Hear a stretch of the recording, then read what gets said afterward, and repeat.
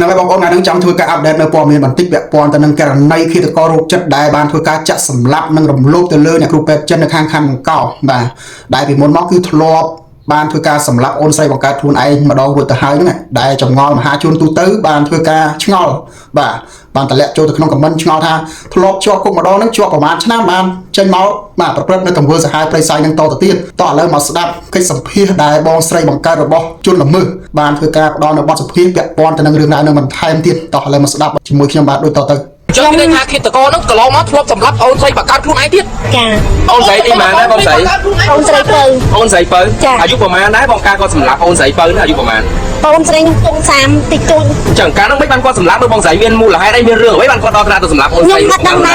ាគាត់ឈឺពេលគាត់ធ្វើទុកម្ដងគឺចឹងអញ្ចឹងហើយពេលដែលគាត់រំលោភអត់ដឹងគេហៅថាអូនស្រីបង្កើតខ្លួនឯងហើយគាត់ជាប់ប្រហែលអូនស្រីគាត់អត់រំលោភទេគាត់បាយទេគាត់អត់បាយស្លាប់យកអីបាយដែរបងស្រីក៏ដឹងបងជួយទុកប្រហែលឆ្នាំដែរនៅពេលដែលគាត់សម្លាប់ជាប់ដូចជា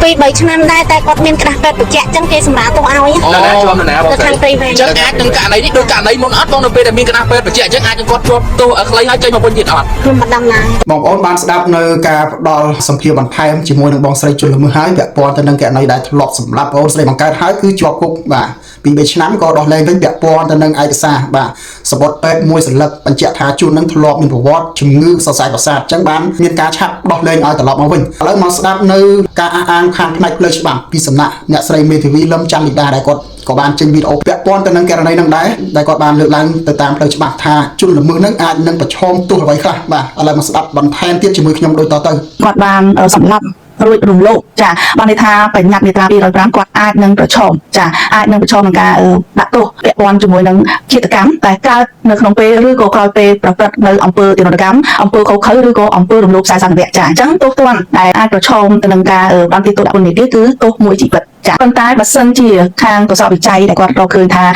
ជនរងគ្រោះពុំត្រូវបានរំលោភដោយជនបង្កនោះទេអញ្ចឹងបានថាជនបង្កគាត់អាចប្រឈមទៅនឹងបទល្មើសតែមួយទេគឺបទល្មើសឃាតកម្មបើសិនជាយោងតាមបញ្ញត្តិមាត្រា199នៃក្រមព្រំដែនចាអញ្ចឹងអំពើឃាតកម្មគឺជាអំពើសម្លាប់ដោយចេតនាដោយអាវុធឬក៏មិនប្រើអាវុធចាហើយនឹងធ្វើការផ្ដន្ទាទោសពីរយៈពេលពី10ទៅ15ឆ្នាំផងដែរតែត្រឡប់មកវិញខ្ញុំគឺឃើញមានការសម្ភាសរវាងអ្នកសារព័ត៌មានជាមួយនឹងបងស្រីបង្កើតរបស់ជនប្រព្រឹត្តបទល្មើសនឹងដែរដែលគាត់បញ្ជាក់ថាបងប្អូនរបស់គាត់ជនបង្កហ្នឹងគឺជាជនដែលមានវិបលាសស្មារតីចាអញ្ចឹងបានន័យថាបើសិនជាជនបង្កដែលគាត់មានបញ្ហាវិបលាសស្មារតីធ្ងន់ធ្ងរនិងអចិន្ត្រៃយ៍បានន័យថាគាត់គឺពុំទទួលខុសត្រូវផ្នែកព្រំដែននោះទេចាចំណុចនេះខ្ញុំចង់បញ្ជាក់ថាធ្ងន់ធ្ងរនិងអចិន្ត្រៃយ៍នេះយ៉ាងម៉េចបានថាគាត់ជាជនម្នាក់ដែលហៅថាមិនអាចដឹងស្មារតីដឹងខុសដឹងត្រូវសូម្បីតែការញ៉ាំក៏គាត់មិនដឹងដែរអញ្ចឹងគឺជាកម្រិតធ្ងន់ធ្ងរចាអញ្ចឹងកម្រិតធ្ងន់ធ្ងរនៃផ្នែកស្មារតីរបស់គាត់បានថាជាទូទៅភាសាសាមញ្ញដែលយើងថាជាមនុស្សឈួតអញ្ចឹងគឺគាត់ពុំទទួលខុសត្រូវទៅលើផ្នែកព្រំដែនទេប៉ុន្តែចំណុចមួយទៀតបើសិនជាគាត់មានវិបលាសស្មារតីដែរប៉ុន្តែមិនមានលក្ខណៈអចិន្ត្រៃយ៍ឬក៏មិនធ្ងន់ធ្ងរទេគាត់មានការយល់ដឹងជាមូលដ្ឋានចាស្មារតីរបស់គាត់អាចស្គាល់គាត់អាចយល់ដឹងគាត់អាចញ៉ាំបាយខ្លួនឯងគាត់អា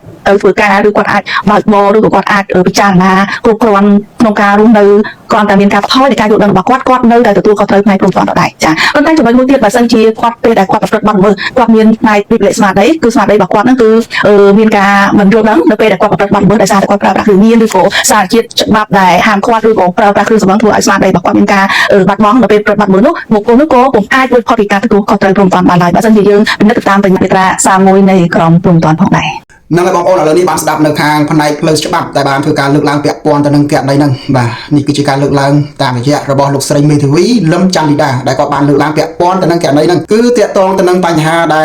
លជនល្មើសដែលមានជំងឺសរសៃប្រសាទបាទតាំងពីករណីលើកទី1ដែលគាត់បានធ្វើការសម្លាប់ទៅលើបងស្រីបង្កើតរបស់គាត់ហ្នឹងអញ្ចឹងជាប់ពន្ធនាគារនឹងត្រឹមតែ2ទៅ3ឆ្នាំទេគឺមានការដោះលែងមកវិញហើយដោយសំអាងទៅលើក្តារពេទ្យមួយសន្លឹកដែលបញ្ជាក់ថាគាត់ហ្នឹងបាទកើតជំងឺសរសៃប្រសាទក្រោយមកក៏យោងតាមច្បាប់បាទពាក់ព័ន្ធទៅនឹងករណីដែលជនល្មើសនៅតែបន្តទៅប្រព្រឹត្តនៅទង្វើសាហាវឃោរឃៅដែលបាទចាក់សម្លាប់ទៅលើអ្នកដទៃម្នាក់បន្ថែមទៀតអញ្ចឹងផ្នែកខាងផ្លូវច្បាប់គេបានលើកឡើងហើយចំពោះជនដែលមានវិបលាសស្មារតីបាទអាចនិយាយបានថាជនដែលមានបាទជំងឺសរសៃប្រសាទមានសតិមិនប្រក្រតីហ្នឹងគេក៏មានការបែងចែកដែរបើសិនជាជនហ្នឹងគ្រាន់តែជាបាទជាជនមួយដែលមានស្មារតីគ្រប់គ្រងអារម្មណ៍ខ្លួនឯងតែត្រឹមតែមួយពេលទេបាទហៅថាត្រឹមតែមួយឆាវទេប៉ុន្តែភាសាទូទៅគឺនៅតែជាមនុស្សមួយដែលដឹងរឿងរ៉ាវផ្សេងៗទាំងអស់បាទប៉ុន្តែនៅពេលដែលអាស្មារតីរបស់គាត់នឹងបាត់បង់ម្ដងគឺគាត់គ្រប់គ្រងខ្លួនឯងបានគាត់នឹងប្រព្រឹត្តនៅទង្វើសាហាវអីផ្សេងៗហ្នឹងដែលអាចឈានទៅប៉ះពាល់ទៅកាន់បាទអ្នកដទៃអញ្ចឹងបើយោងតាមផ្លូវច្បាប់គេអាចនឹងបាទយកគាត់ទៅដាក់ទូទាត់បានហើយមិនអាចកំណត់ទៅលើត្រឹមតែกระดาษពេទ្យមួយសន្លឹកហើយធ្វើការដោះលែងឲ្យគាត់មានសេរីភាពនៅពេលដែលជំងឺនឹងរើឡើងវិញគាត់នឹងប្រព្រឹត្តបាទ ទង្វើសាហាវខុសខើនឹងជាបន្តទៀតអញ្ចឹងចាំមើលថាតើច្បាប់លើកនេះគឺនៅសំអាងទៅលើអាកដាស់ពេទ្យមួយសន្លឹកហ្នឹងបាទយកមកដាក់បន្ទុកយកមកបន្ធូរបន្ថយទុកទៅលើជនដែលជាឃាតករសាហាវដៃដល់ហ្នឹងបន្តទៀតដែរឬអត់អញ្ចឹងមានតែរងចាំជាបន្តទៀតណាបងប្អូនបាទចាំមើលច្បាប់គេនឹងចាត់ការយ៉ាងណាវិញបាទ